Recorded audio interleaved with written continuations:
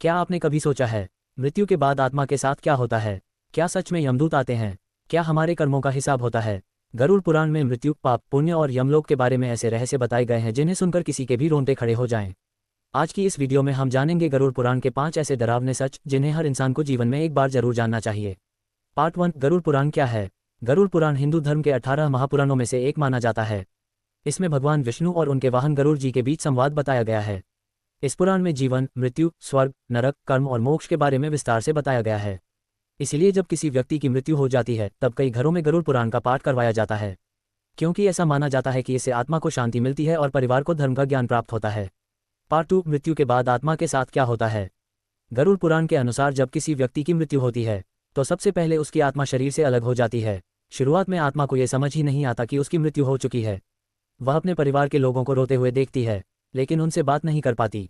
इसके बाद यमदूत आत्मा को यमलोक ले जाने आते हैं। अगर व्यक्ति ने अच्छे कर्म किए हों तो आत्मा को कम कष्ट होता है, लेकिन जिसने जीवन में पाप किए हों उसे यमदूत कठिन मार्गों से लेकर जाते हैं। गरुड़ पुराण में बताया गया है कि यह यात्रा लगभग 47 दिनों तक चलती है। इस दौरान आत्मा को भूख, प्यास और पीड़ा का अनुभव होता है। पार्ट 3, कर्मों का हिसाब। गरुड़ पुराण के अनुसार हर इंसान के कर्मों का लेखा जोखा रखा जाता है। चित्रगुप्त नाम के देवता हर व्यक्ति के अच्छे और बुरे कर्म लिखते हैं। जब आत्मा यमराज के सामने पहुंचती है तब उसके कर्मों के अनुसार फैसला किया जाता है।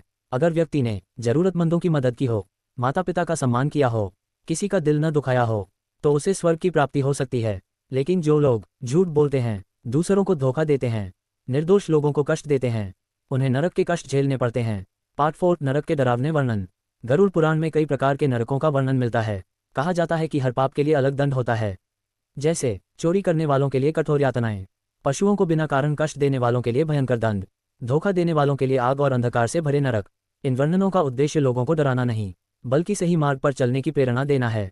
गरुड़ पुराण ये सिखाता है कि इंसान को हमेशा अच्छे कर्म करने चाहिए, क्योंकि अंत में धन, शक्ति और अहंकार नहीं, सिर्फ कर्म साथ जाते हैं।